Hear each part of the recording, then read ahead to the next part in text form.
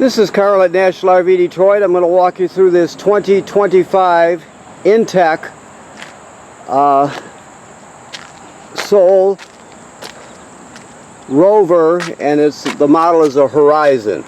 Okay, now this is not a sales video or anything like that. This is more of a how-to video. I'm going to show you some of the features and how they work. So we'll walk you through that. So like I stated, it's a 2025, so it's brand new.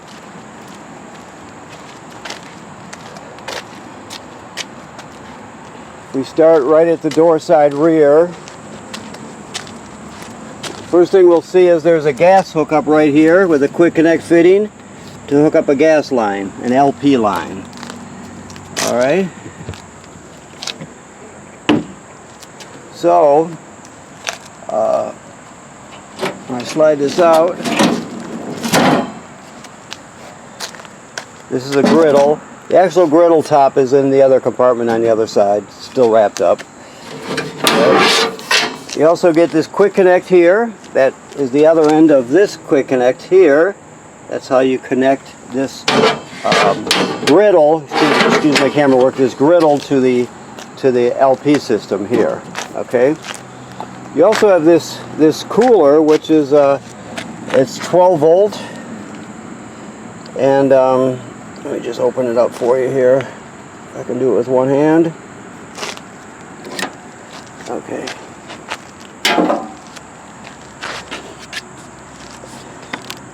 This one you have to pull forward, and you actually have to remove it to get to the controls. But I can still open it here for you. You can still see the controls. Actually, they're right here. But it's a cooler slash refrigerator. The thing is, you can disconnect it by removing that strap that or disconnecting the strap, and you can put it on a picnic table or wherever you want to put it. Okay. You get some stuff with it, the manual, of course, and your power cord. You can actually plug it into 110, or it runs on 12 volts. So, okay. That's made by Dometic. Now this is a sprayer port. This is the actual sprayer that pulls out and it plugs into this quick connect right here, and that's where you get water from. Okay. It's a power awning. You have a porch light there, of course. You have power out right here. Regular crank down stabilizers. Takes a 3/4 inch crank, which comes with it. Now, I've only got one hand here, but trust me when I tell you, you pull these pins out like that, and this plastic cover comes off, and that's where your two 20-pound LP tanks are at. They're both full right now. It comes with an automatic changeover regulator, so when you pick up, you can check it out. But both tanks are full and right there. You also have a power tongue jack, which is a great thing. Keep in mind that if it was ever to fail for any reason, you can pull this rubber plug off the top, and it's back here. Let's see. You can use the 3/4 inch crank, the same one you would use for your stabilizers, to actually crank the power tongue jack in an emergency to get yourself unhitched. Now you can also use a ratchet with a 6-point 3/4 inch socket on it, or you can use a drill, a battery power drill with a 3/4 inch socket. So, but the thing is, these don't fail very often. It's very rare.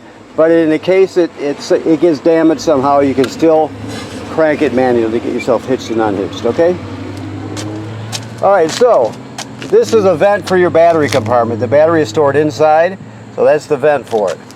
This is a hookup for a solar battery charger kit. It's just pre-wired for this, right? It doesn't come with it, but you can purchase a kit. It folds up like a little suitcase sort of, and you can charge your battery with it. That's what that is. Your furnace vent here. This is the tube that you store your dump hose in. here's your, of course, your valve and your hookup for your dump hose right there. Okay. We come down a little farther. You have your 30-foot, 30-amp shore cord. You also have a cable and satellite through there. This is your water hookup. The most common way to hook up water is the city water hookup, right? So the city water hookup is you just screw the hose on here, you turn on the faucet, and all the plumbing works, right? That's the most common way to get water because most places have city water. If you happen to be boondocking or camping someplace without city water, you can unscrew this cap and pre-fill your fresh water tank. Then you can use the onboard pump to pump the water. So there's two options. If you don't have city water, you can still use the onboard pump in the water tank. This also has on-demand water, hot water. So that's what this is here. I just want to open this up so I can show you that this is the rocker switch that turns it on and off. Right now it's on, and I just want to show you that's the on position. If for any reason it doesn't work, always come out here and look at it to make sure someone didn't accidentally shut it off or something like that. But that's the on position. Gives you non-stop hot water. Okay. Okay. So this is the griddle right here. This is your front window shade right here. This is an auxiliary crank for your awning. There's your 3/4 crank and just some stuff here. Okay. Come around the back. It's pre-wired for a backup camera kit. As you can see, that it would fit right there. So that's an option. Always inspect your roof. The manufacturer says every 90 days have somebody inspect your roof, make sure there's no damage up there caused by low branches or anything like that. Just give it a good look over, make sure everything's okay. Now when it comes to your fold-out steps, this threshold piece here has to be flush with your actual threshold here. Otherwise it can get bound up when you close the door. If you ever see that happening, you just lower the legs a bit. So you would pull the pin out here, lower the legs or shorten the legs a bit so it lowers it down and solves that problem for you. Okay, so as we go inside, it's very modern, of course. First of all, we'll see that this receptacle, which is 120 AC, it's a GFCI. So all the receptacles, all the plugs in the trailer, including the one on the outside there, are wired through this GFCI. So if you're using something outside that pops, you're still going to reset it in here. So keep that in mind. Kitchen accent, just more accent. This is for your power awning. I'm not going to go through the whole thing now, but you just never leave it out unattended, never. If you're not going to be at the trailer, roll it in. And like I said, you have the auxiliary crank, plus you have this. Okay. Okay, let's go this way. Your table, of course, can be removed. This is your packet with all your stuff. Now, I'm just going to show you under here. If you remove your cushions, there's a holder where you can stick your finger in there, and you pull this panel out right here, and your battery storage is under there. It's in a sealed battery box, and that's vented to the outside. That's why you see that little vent that I pointed out on the outside. So that's where your battery is. You have a kill switch for your battery right here, so you can actually shut it off if you need to. Okay. Even though this is a 120 AC duplex, it's still wired through the GFCI, like I said. Of course, this is a charger. It has USBs and a cigarette lighter type charger. This is your power converter here. This converts AC to DC. So on this side, you have regular 120 AC circuit breakers right here like you'd see at home, and they're all labeled down here. So that's your 120 distribution panel right there. Then on this side you have the power is converted to 12 volt DC, so you've got 12 volt DC automotive type fuses. So they're 12 volt DC fuses and they're all labeled. Okay, so you have that. So that converts AC to DC. Now this is also a battery tender, so as long as you're plugged into shore power, it'll sense how much energy your battery needs, and it'll still keep your battery charged. It'll charge your battery. So when you're plugged into shore power, your power converter charges your battery. When you're pulling down the road, your tow vehicle's alternator charges the battery. Okay. Coming around to here, this is just your sound here. AM/FM radio. It has a USB drive for MP3s or whatever you have. You have a HDMI in here. You have Bluetooth, right? 2 speaker zones, A and B. A is inside the trailer, B is outside the trailer. So it has everything you need there. This is your control panel. Remember I told you it has a water pump. So that's turned on just like that, right? If you use that water pump to pump water out of the fresh water tank if you don't have city water. You also can use that to winterize the trailer. These are dummies here, these last 3. And you have tank heaters on this one. So all your holding tanks have heating pads on them. So you can turn those on to extend your camping season. You can stay out longer and go out earlier without your tanks freezing up. Okay. Then your battery, of course, is charged. And your black tank, your gray tank, you have some water in the freshwater tank because we're prepping it for you. Okay. Now that microwave works like any other microwave, of course. Now this is the controller for your on-demand water heater. So we'll work you through this right now. In order for this to work, let me see where we're at here. It's set at 111. We'll go to 115 where it normally is. 16. Okay, so you can change it from Fahrenheit to Celsius. It's on Fahrenheit, on and off here, and then you select the temperature here. So right now it's 77 degrees Fahrenheit. It will not run if you don't have a water source, meaning you're not hooked up to city water with it turned on, or if you don't have city water, you don't have water in your fresh water tank with the pump turned on. If you don't have either of those things, it will not light on gas. It's got a safety, right? So you can't just run the burner without water in it. So it needs a water source and a gas source in order to work. So right now it's turned on. So what I do, I'll come over here and I'll just turn on the hot water. We'll see what happens here. It's running off the pump right now.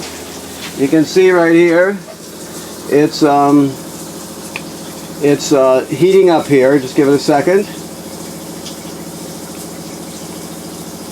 So you can see the fan spinning. It's telling you that water is coming out, and it's heating up your water. So you come over here and you can feel it's getting warmer and warmer, and it's that simple. The same thing happens with your shower.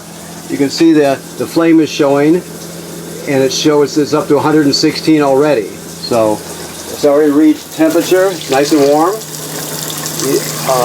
And if I was to do that in the shower, of course, the same thing would happen. It'll go up to the pre-selected temperature and stay right there. Okay, so let me shut this off. So that's your on-demand water. Of course, this is your refrigerator here. Let's see if I can get this open here. I think I should know how to work that, huh? There we go. So there's your little freezer and your refrigerator. This down here is your LP furnace. The thermostat for your LP furnace and for your air conditioner is right here. So it's very simple. You can see the mode is right here. Hopefully you can see all this. The mode is right here. So you push the button until you get to mode. Now it's flashing off. So I can go to cool, which is air conditioning, heat, and off. So I'll go to air conditioner. I'll select it.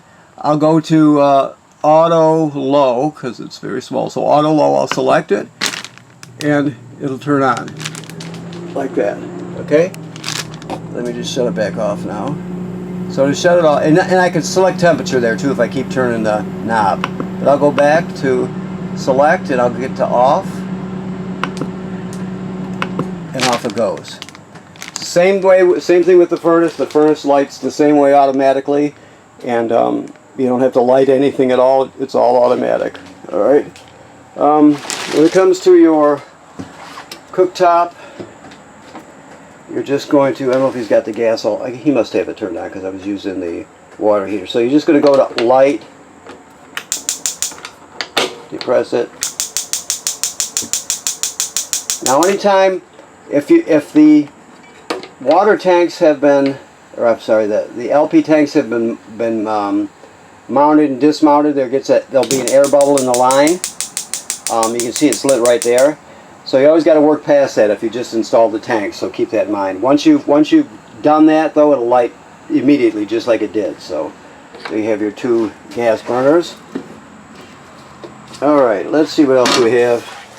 If you, this is for your overhead fan. It has a power lid on it and everything. You just control it from here. It's a really good exhaust fan, and it could be very quiet or it can really kick, whichever you want it to do. Underneath here, I'm not going to pull it out for you, but you can see there's 2 panels with holes in it that you can pull loose. One of them accesses the back of the water heater, and the other one accesses the water tank, which is down here, plus all the plumbing. So that's where, and as well as your water pump. So that's where you're gonna winterize it. You're gonna select the different valves and things like that when you're winterizing. So that all happens underneath there. Last but not least, of course, your shower slash toilet. It has a fan, obviously. It has a flush panel or flush pedal on the toilet. The thing to remember is this is right over a black tank, right? So you have to have chemical and water in it in order to use it. You can't use it dry. If you use it dry, it'll get clogged up, it'll smell terrible, it'll be just a mess, period. So when you get to the campground, you hook up your power and your water, you come in here, you dump a dose or 1 dose of chemical in the tank, then you'll step on the pedal and hold it down till at least a gallon of water goes into the tank below along with the chemical. You can use more than a gallon of water, just don't use less. You do that and you're all set. And you're all set till the next time you dump it and are going to reuse it, right? So the thing to remember, like I said, is never use it dry. If you do, it'll get clogged up, it'll smell bad, it's just a mess, like I said. Always run it with chemical and at least a gallon of water in it, alright? And, of course, the shower works like any other shower. And the rest is self-evident, okay? Very modern, very sturdy. Everything's clean, all the edges are clean. It's very nice. The drawers, you can see they disconnect from under here. I don't know how well you can see that, but they come right off. This is the sink cover here. This is the tray for your microwave. These are remotes, obviously. Your TV remote over there, and then your radio slash sound remote. Okay, and like I said, it's got automatic closing drawers. So very nice. And there's some storage under this side too. Okay, so let me look around, make sure I've got everything. We can see there's speakers up there. You have reading lights. We talked about your fan, remote control for your fan, and then your thermostat. You have chargers for USB USB type chargers and cigarette lighter type chargers. That is your carbon monoxide LP gas detector. I'm going to pull it out right now to make sure. Yep. Okay. There's also another carbon monoxide LP gas detector right here. So this is your main one here. That's mainly a smoke detector up there. This you can see is glowing green.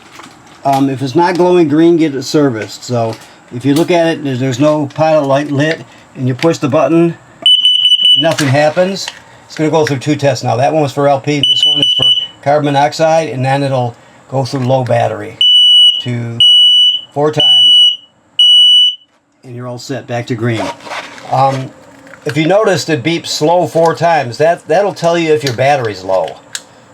So if it ever does that to you, it's telling you the battery's low. But if it beeps normally, it's telling you either have carbon dioxide buildup or LP gas buildup, and you want to get that checked out. If this ever, like I said, if it's ever not green, get it serviced.